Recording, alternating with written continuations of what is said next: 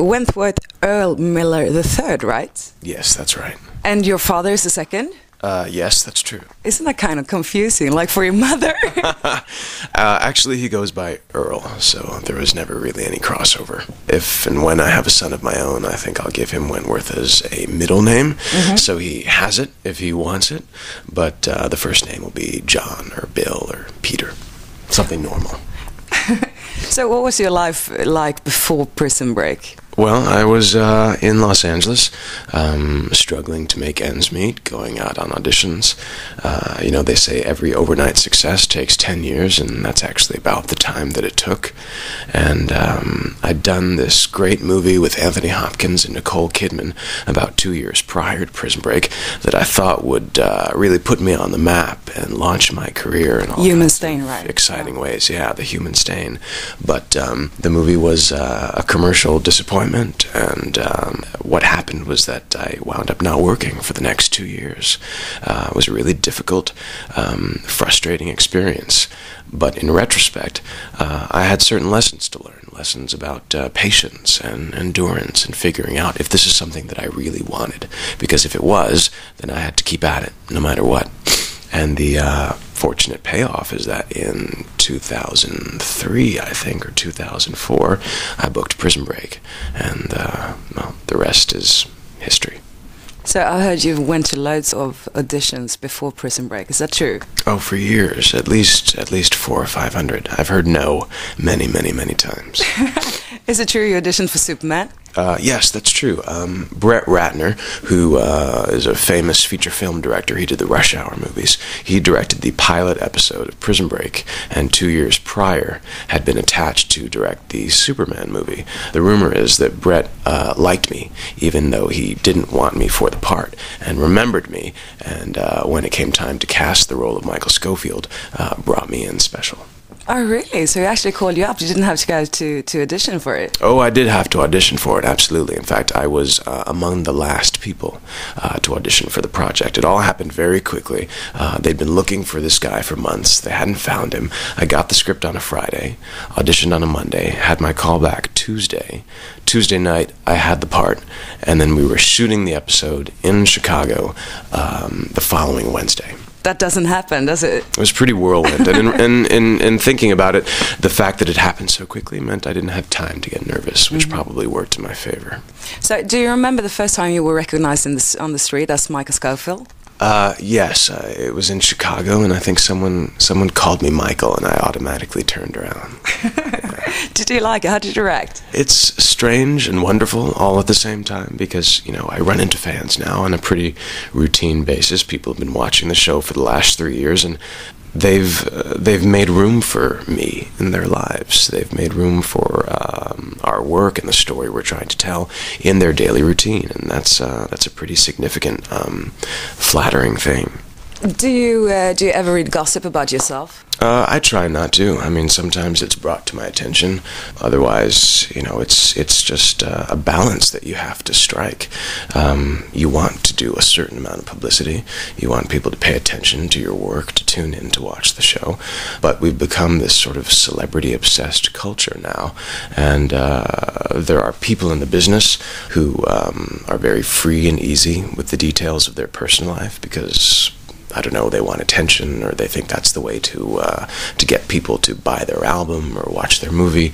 And unfortunately, that sets a certain standard. We begin to expect that everyone in the spotlight is going to behave the same way. But my role models are people like Meryl Streep and Robert De Niro and Denzel Washington. You never hear from them unless they have a movie to promote. And even then, they promote the movie, not necessarily themselves. And now you're here to promote the DVD edition of Prison Break, right? Yes, that's right. That's right. And I also, to be honest, wanted to come to Sweden. I've never been to Scandinavia before, and was very, very curious. About Prison Break coming out on DVD, what are your thoughts on watching TV series in that way? Because that's a new way of watching TV series, isn't it? Yes, I think that's the only way of watching TV. For Yes, me, so personally, I don't even have cable back in the States, so I can't watch TV in the usual way. I have to get DVDs. I have to watch 4 or 5 episodes back to back. I don't know how the Prison Break audience does it. I don't know how they wait an entire week for another episode. My hat's off to them. What about Sarah? Did she really die? Are you going to give us a Bob Ewing moment? It's funny, I get asked that question a lot, and I think it's because people really don't want it to be true. But as far as I know, it is unfortunately very true. I have a few questions from my listeners as well. And I know there's one about Sarah. Maya, she wonders how did you react on Sarah's death in Prison Break? Well, I had mixed feelings in terms of what it meant for Michael Scofield, because his relationship with Sarah was an opportunity for me to show different sides to the character that I could never show around Teabag or my brother. At the same time, I knew that her loss would send my character in a very new, very different and dark direction. At the end of season 3, he's launched on this revenge quest to seek justice for Sarah's murder, and that's what we'll be dealing with in season 4. Could you do that? Because it's a dark side of Mike Scofield that I personally don't like. I mean, an eye for an eye.